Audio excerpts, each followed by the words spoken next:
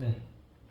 앞서서 이제 그 무지하기 때문에 다 보인다 라는 얘기를 했는데 진짜 다 보이는 것 같고, 그러니까 이제 말로만 떠드는 자들은 그 본성을 감추기 위해 자기를 속이는 것이고, 이러한 속임이 서로를 속이는 대중에게 먹힐지 몰라도, 그러니까 아까 그 성원 형이 얘기했던 것처럼 같은 수준에 있으니까 서로 모르는 거지, 한층 높은 곳에서는 다 보인다는 거죠. 높은 산에 올라 있으면 호연지기를 느끼듯이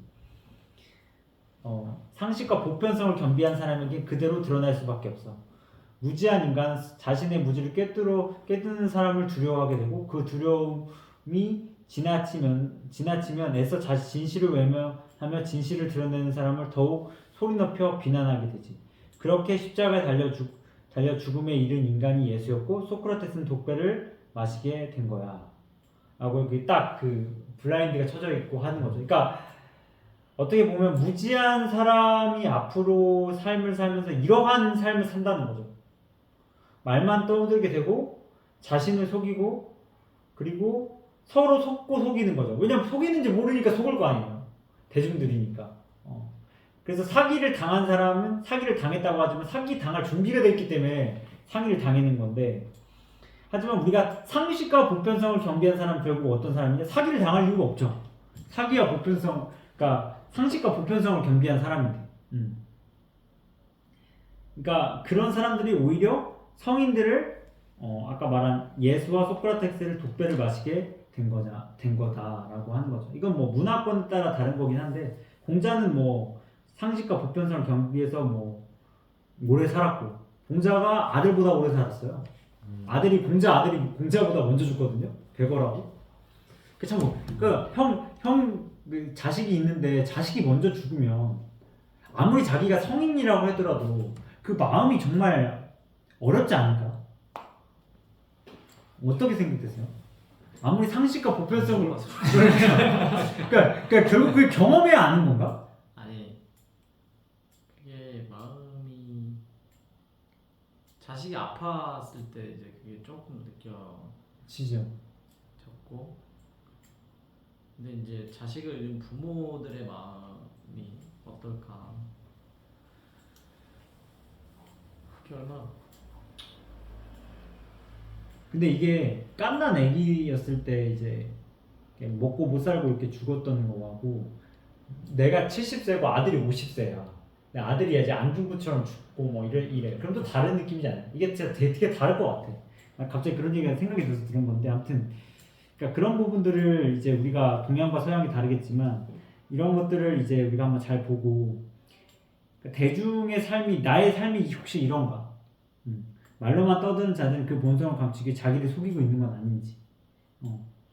그래서 자기의 무지를 깨뜨리는 인간을 어떻게 보면 소리 높여 비난하게 되는 건 아닌지. 그래서 상식을 말하는 사람은 늘 공격을 받게 되는 경우가 많죠. 도올 선생 같은 경우도 상식을 말하는 우리의 선각자지만 기소당했잖아요. 검찰에 가기도 하셨어요. 그래서 분노하셨죠. 내가 이렇게 세상을 열심히 살았는데 나를 고소하고 말이야. 그때 막 한 달 내내 막 분노가 막 찼다고 하는 그 영상을 내가 본 적이 있는데, 그러한 선각자도 그렇다는 거죠. 내가 상식과 그런 걸 얘기하더라도 비상식적인 사람들은 그 상식을 향해 공격을 하고, 그 상식을 맞췄던 사람도 분노가 있는 거죠. 그러니까 우리가 논어를 보더라도 공자의 분노가 많이 느껴질 때가 있어요. 그때 당시에 많은 어떤 그 권력을 하는 사람들이 그 공자를 비판하기도 하고, 왜 그렇게 하는지 뭐 이해도 안 가고. 그러니까 상식과 보편성을 가진 어떤 사람들이 과연 하는 행동을 우리가 한번 잘 봐야 되지 않을까. 물론 뭐 예수와 그 부처를 보더라도 부처는 부모를 버리고 자식도 버리고 떠나요. 근데 그 사람을 우리가 이제 상식과 보편성을 가진 사람이라고 보잖아요. 진짜 그게 상식과 보편성인가? 어떻게 보면은 그걸 버림으로써 더 큰 상식으로 간 건 아닌가라는 생각도. 예수도 부모를 부인하잖아요. 그리고 선지자에 있는 고향에서는 선지자가 인정을 못 받는다. 참, 그러니까 내가 어떤 상식과 보편성의 색깔을 갖고 삶을 살아갈 거냐, 그러니까 좀 더 여기에서 또 제가 느껴지는 거였어요. 예수를 든 거면 어떻게 보면 가족을 부인하는 그런 삶을 사는 것도 우리가 어떤 크기에서 보는지에 따라 상식과 보편성을 다르게 할 수도 있다라는 점을 볼 수가 있죠. 그래서 그 이제 요한복음이 나오죠. 빛이 세상에 왔을 때 사람들은 자기 행위가 약함으로 빛보다 어둠을 더 사랑한 것이다. 그러니까 공부를 하지 않으면 점점 다크하게 빠지게 되는데 그게 곧 자기의 행위가 악하니까 이제 빛이 있는 것을 보고 또 이제 외면하고 돌을 던지게 된다는 게 요한복음의 말씀입니다. 요한복음 되게 이제 약간 그런 성향을 띠거든요. 비유적인 말들이 많이 나와요. 천지창조 뭐 이렇게 시작하면서 나오는데 그러니까 이런 행위들이 어떻게 보면 비유적으로 나오지만 우리가 빛이 있음에도 불구하고 자기의 행위가 악하기 때문에 그런 소크라테스나 예수 같은 보편과 상식을 갖춘 사람들에게 돌을 던지진 않는지 뭐 이 영상을 보고 공감하시는 분들이라면 아마 그러지 않을 거예요. 하지만 내일 그 순간 내가 그런 사람이 될 수 있고 그렇기 때문에 그거를 항상 늘 이제 우리가 의심하며 살아가야 된다. 그래서 정화가 듣고 보니 나를 속이는 인간보다 나를 속이는 내가 더 무섭다. 그러니까 내가 나를 죽이게 된다는 거죠. 그래서 살벌하지 무서운 인간은 피해야 할 수 있지만 나는 피할 수 없죠. 그러니까 나는 나이기 때문에 내가 무서워버리면 피할 수 없잖아요. 이게 정말 아이러니한 건데 자신을 속이지 않으려면 늘 깨워서 자신과 대화를 지속해 나가야 해.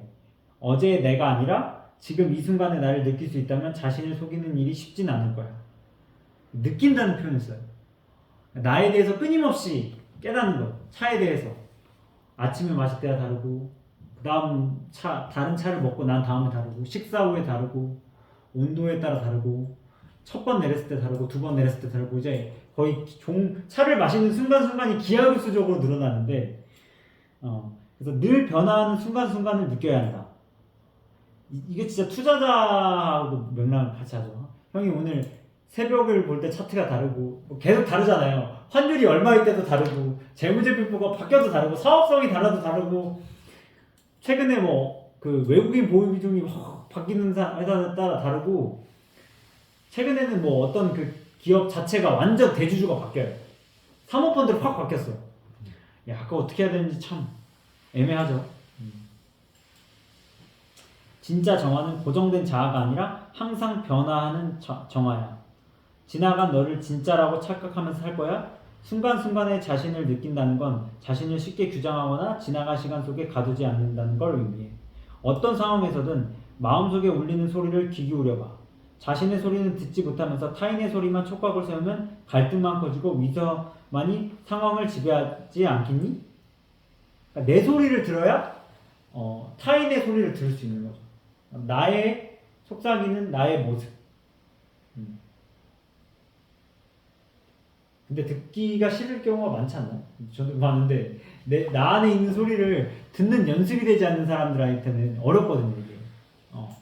그냥 듣고 싶은 소리만 내 안에서 듣고 싶은 소리만 듣는 거지. 나하고 대화를 하면 내가 원하는 것만 듣고 그걸 행동하고 싶은 거지. 내 안에는 예수, 석과 공자 모든 총체가 들어있는데 거기 안에서 듣고 싶은 소리만 듣지 말라는 거죠. 항상 깨어있으라는 건 뭐죠? 다른 소리들. 나를 정말 본능을 세련되게 만들고 나를 좀 더 성인과 보편과 상식을 가진 사람의 나의 목소리를 들으라는 얘기가 좀 들리거든요. 그러니까 투자에서 우리가 아무리 싸다고 하더라도 섣불리 사지 않으려면 그 워렌 버핏의 소리를 들어야 되죠. 내 안에도 제시 리모버도 있고 뭐 투기꾼의 소리도 있을 테니까. 그러니까 타인의 소리. 이 타인의 소리는 어쩌면 제가 느낀 자신에서 원하는 소리라고 저는 좀 번역도 되기도 했거든요. 그러니까 내 안에서 내가 듣기 싫은 소리 있죠. 그러니까 듣고 싶은 소리. 듣고 싶은 소리에만 촉각을 세우면 갈등만 커지고 위선의 상황만 놓인다. 왜냐면 결국 타인이라는 게 내가 느끼지 않는 무언가인데 나 안에서 내가 느끼지 못한 무언가는 곧 타인의 소리와 타인이 말하지 않는 소리만 있는 건 아닌가. 그게 좀 여기서 느껴지니까 나와 나의 전체와 대화를 한다. 갈수록 태산이네.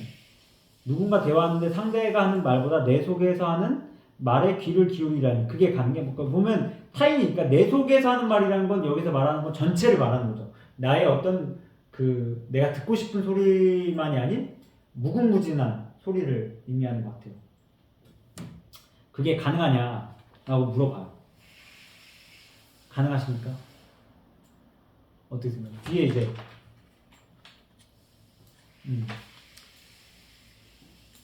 뒤에서 이제 뭐라고 나오냐면, 그렇기 때문에 제가 내 안에서 듣기 싶은 소리와 들으라는 얘기가 나와요. 왜냐면 그렇기 때문에 상대 말에 휘둘리지 않고 나의 마음속에 무슨 짓을 하고 있는지, 이 무슨 짓이라고 하는 게 나의 거룩한 짓이겠어요? 조금 더 내가 듣기 싫은 짓이겠죠. 듣고 싶고 하기 싫은 것에 있는지 집중하라는 거예요. 상대는 너의 입에서 나오는 헛된 소리보다 너의 진실을 더 원할 테니까. 자신의 소리를 듣지 못하는 인간이 어떻게 아름다운 대화를 할 수 있겠니? 그러니까 나의 소리를 듣지 못하는 인간, 그러니까 나의 전체적인, 나의 어떤 무의식 속에서도 더러운 소리, 이런 소리를 할 수 있어야만이 아름다운 대화가 충분히 가능. 그러니까 아름다움이라는 건 뭐죠, 결국? 나의 추한 모습까지 끌어올려서 그거에 대한 상향의 노력을 해야 된다는 거죠. 그러니까 우리가 예술에서도 이쁘고 아름다운 게 아니라 그 추상적인 것들, 이런 색깔들 있잖아요. 이런 것까지 끌어올려야 된다는 거예요. 여기 지금 벽면에 그림을 보면 위에는 낮이고 아래는 밤이거든. 이런 것들. 이게 그림이 그렇거든요. 위에는 낮인데 아래는 밤이잖아요. 그래 아래니까 전등이 좀 환하니까 이런 어떤 나의 예술의 혼, 나의 보지 못하는 그런 어떤 추한 모습을 끌어낼 때 그게 진정한 아름다운 대화라는 거죠. 그러니까 표면에 어떤 예쁜 그런 것만 하는 게 아니라 너를 욕하고 비난하는 소리에 그러니까 너를 욕하고 비난하는 소리에 이게 지금 내가 듣기 싫은 말들이 거죠. 핏대를 세우기 전에 그 소리에 반응하는 너의 진짜 마음을 들어본다면 너조차도 상대와 다를 바 없이 유치한 상태라는 걸 알 수 있지 않을까? 자신의 어리석음을 발견한 자는 타인을 비난할 여유가 없어. 앞서서는 상식과 보편을 겸비한 사람 왜 비난하겠어요? 나의 어리석음을 발견하지 못했기 때문에. 나의 어리석음을 발견했다면 타인을 비판할 이유가 없죠. 왜냐면 내 소리만 듣기도 바쁘니까. 그래서 진짜 나를 알아간다는 건 항상 변하고 있는 나를 느끼면서 살아가는 것이다. 뭔가 애매하지만 왠지 나와 더 친해질 것 같긴 해. 생각해보니 남의 말을 잘 들어야 한다고만 배웠지 내 속에서 울리는 소리를 잘 들어야 한다는 의미는 생각도 못했거든요. 그러니까 인간이 지루한 재미없는 사람 보면 자기와 대화를 많이 안 하는 것 같아요. 아까 말한 것처럼 대중이 해석이 되는 사람들은 자기만의 소리를 듣는 게 아니라 타인과 비교하고 보여지는 삶만 살려고 노력하잖아요. 명품을 가져야 하고 어떤 프로그램을 봐야만 하고 드라마에만 꽂혀있고. 근데 진짜 공부는 뭐다? 나의 울리는 속을 들어야 그게 진정한 공부의 맛이지. 생각보다 자신을 모르고 살아가는 사람들이 많다. 공자시대도 그랬고 부처시대도 그랬고 조선시대도 그랬고 지금도 그렇다. 인간이 기술의 발전은 할지 몰라도 편안한 삶이 늘어날지 몰라도 자신을 모르고 사는 사람은 앞으로도 많을 거다. 인구는 늘어났죠. 거의 한 10배가 늘어났지만 60억 인구 중에 자신을 알고 사는 사람이 얼마나 될까요? 투자는 그래서 첫 번째가 Know yourself. 너 자신을 알아라.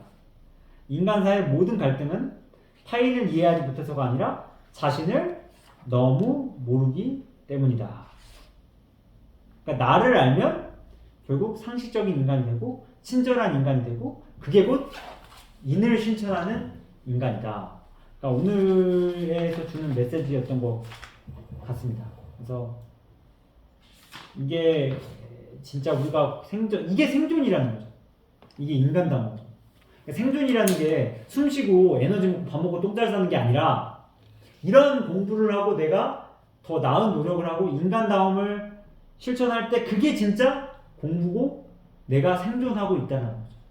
그러니까 투자 시장에서 그냥 개미들처럼 SK 하이닉스를 40만 원에 사서 지금까지 들고 있는 게 생존이 아니라 끊임없이 내가 SK 하이닉스 아니라는 거면 과감히 팔고 다른 주식과 비교해가면서 가치를 더 상향해가는 노력을 했었으면 더 큰 이익을 받을 수 있을 텐데 주식 시장이 진짜 살아있다는 건 한 종목 들고 죽을 때까지 가는 게 아니라 끊임없이 기업을 탐색하고 공부하고 감각을 느껴야 돼요. 차를 마시는 것도 끊임없이 내가 온도와 습도와 상황과 식후와 식정과 인간과 공간과 시간을 담을 때 그 맛을 느낄 수 있는 것처럼 끊임없이 깨어 있어야 된다. 이게 곧 생존이다. 그걸 배울 수 있는 건 고전이 가장 큰 윤활유의 역할을 한다. 라고 이제 오늘까지 마무리 칠 수가 있겠고요. 혹시 뭐 추가로 이야기할 거라든지 여기서 좀 걸렸던 단어라든지 그런 거 좀 있으신가요? 내면에 자기 소리를 들으려면 계속 공부하고 있어야 된다는 의미인가요? 그렇게 수가 있죠. 공부와 사유가 계속 반복되는 그런 삶을 살고 있으면 자기 내면의 소리에 귀를 기울 수 있는 그런 어떤 훈련이 계속 되는 거라고 이해도. 저도 그렇게 이해하는데 왜 그러냐면 결국 공부한다는 거는 언어를 공부한다는 거예요. 내가 특정 언어가 생각나지 않으면 표현할 길이 없어요. 생각하는 건 이꼴 언어가 기반이 되지 않고 성립할 수 없거든요. 생각 자체는 언어를 기반으로 하기 때문에 그러니까 언어가 그러면 그 생각에서 풍성해지면 풍성해질수록 나와 대화할 수 있는 소재들이 많아지잖아요. 근데 내가 언어가 빈곤하잖아요.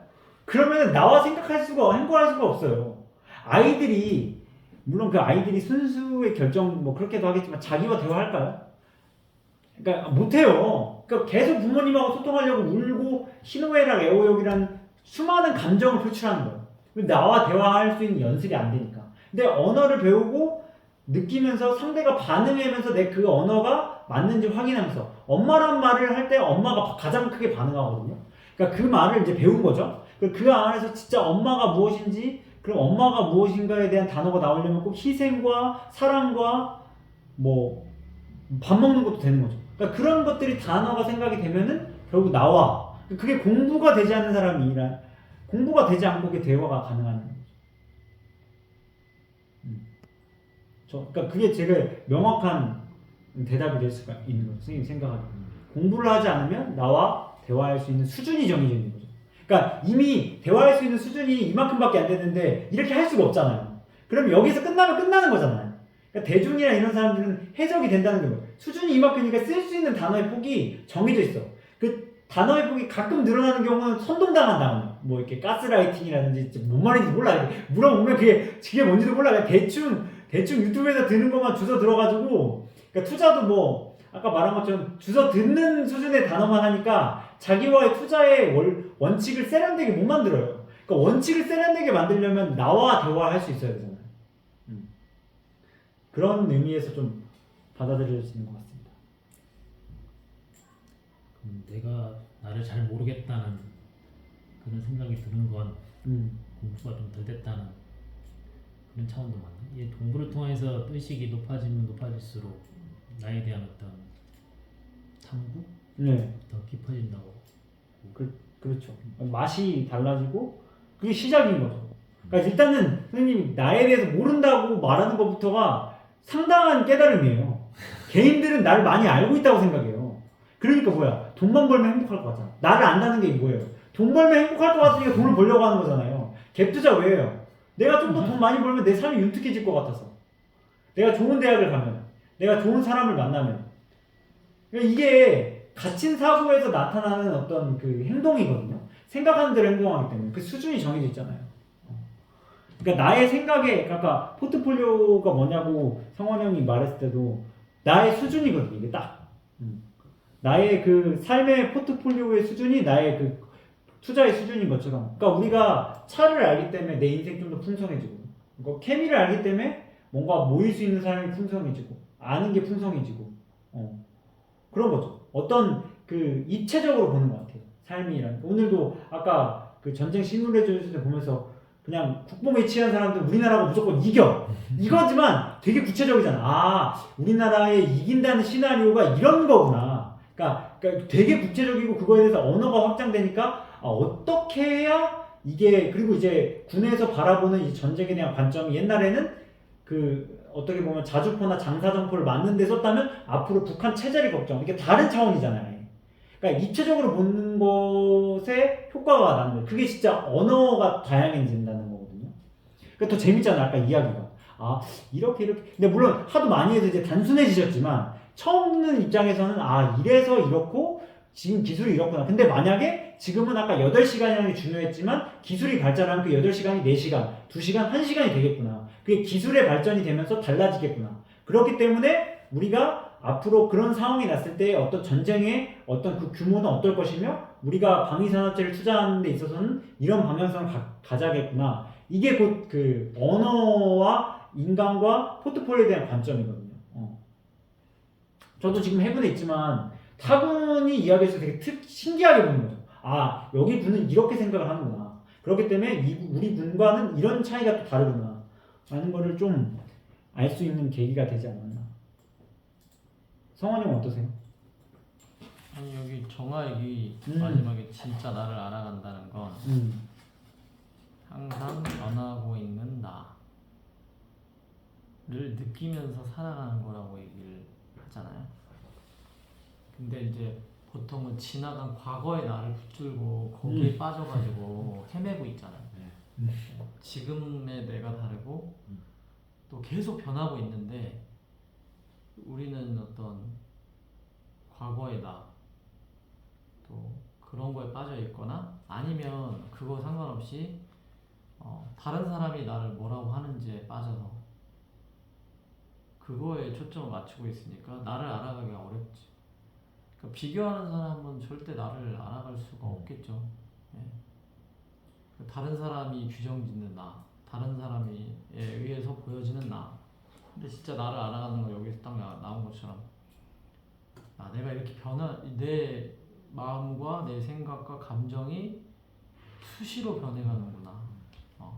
그런 걸 이렇게 좀 멀리서 바라보면서 얘가 또 지랄하는구나 이런 것도 느끼고 너무 같구나 아니면 너무 높아 있구나 너무 쫄아 있구나 막 이런 걸 이렇게 투자하는 거 변동성에 딱 나를 노출시켜 보면 가장 많이 느낄 수 있는 게 나의 상태, 나의 마음 그런 것들 수시로 이제 느끼면서 갈 수 있는 아주 좋은 도구인 거죠.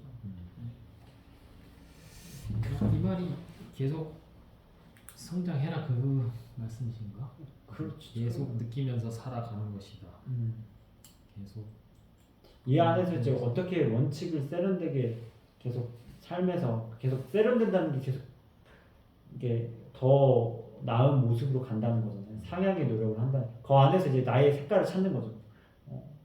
그 안에서 내가 어떤 그러니까 나의 사이즈를 알고 간다는 게 되게 그 사이즈만큼만 살면 되거든. 근데 이제 자본주의는 이제 그 사이즈를 안다기보다는 키우기에만 급급하니까. 그러니까 항상 이게 아인슈타인이라는 사람도 왜 그렇게 위대한 거장이 됐냐면 이게 기초적인 발상이거든요. 과학자들은 한 현상을 그 규명하려고 이용하려면 x, y축에 대입을 해서 그러니까 아인슈타인이 그 지구가 돈다는 걸 알았을 때 그러면 내가 생각하는 물리학 법칙은 계속 바뀌는 건가? 그죠? 왜냐면 난 돌고 있으니까 나의 물리학 법칙이 화성에서도 통하고 금성에서도 통해야 우리가 먼 안드로메다를 이해할 수 있을 텐데 지금 여기 안에서 그 변화하는 걸 느끼지 못하면 거기 안에서 해석이 안 되잖아요. 그러면 어떻게 그와 그 사이에 변화하는 그 과정 속에서 상대적인 그 차이를 알아야 되잖아요. 그게 만든 이론이 상대성 이론이라 하더라고요. 쉽게 이야기하자면. 그러니까 우리의 법칙이 거기에도 적치려면 뭔가의 필터레이션이 필요한 거잖아요. 그 필터레이션이 상대성 이론을 만든 거예요. 그러니까 그러니까 그게 그런 거죠. 내가 항상 변화하고 있는 나에 대한 초점에서 어떻게 하면 이게 원칙을 세련되게 만드냐면 그 거대한 그 이론을 만들어낼 수 있는 것처럼 그것도 결국 뭐 양자 법칙에서 깨지고 하지만 결과적으로 볼 때 내가 진짜 항상 변하고 있는 나를 느끼면서 살아간다는 게 정말 큰 에너지가 되고 그게 삶을 바꾸고 그렇기 때문에 아인슈타인이 말하면서 맨날 똑같은 사람이랑 만나고 대화해서 변한다는 건 미친 짓이다. 근데 만약에 내 주변에 항상 늘 변하는 사람이 있으면 그 사람을 가르치면 나도 변하는 거거든요. 묻어가는 약간 개념인 건데 그 사람은 계속 공부하는 사람이에요. 그냥 계속 공부하고 그러니까 이게 이 글도 우리가 그냥 읽어보면 아 뭐 당연한 것 같아요. 이게 당연한 것 같잖아. 근데 해석하면 또 맛이 다르다고. 아까 말한 것처럼 타인이라는 말을 내가 듣지 못하는 나의 말. 그 결국 내가 듣지 못하는 나의 또 다른 모습은 타인이랑 똑같은 거잖아. 그러니까 그런 말들. 나와 직접 대화할 수 있는 무언가의 이런 해석, 지평, 그래서 투자는 같이 하고 공부도 같이 해야 돼, 결국. 예. 교학상장이라는 게 무슨 뜻이야? 가르치고 배우는 거다. 결국 가르치고 배운다는 건 결국 2명 이상이라는 걸 전제로 까는 거잖아요. 그렇잖아. 그러니까 그게 결국엔 배운다는 것은 결국 같이 한다는 거다. 그럴 때 더욱 시너지가 나고 내가 나의 오류를 점검할 수 있는 거다. 네, 여기까지가 같은 주제였고 다음 주제는 그 이어서 또 많은 대화가 나오지만 그걸 한번 또 해보도록 하겠습니다. 그래서 마치고 또 다음 주나 또 특정 일이 없다면 그 다음 주에서 또 이어서 해보도록 하겠습니다. 네, 감사합니다. 수고하셨습니다. 네.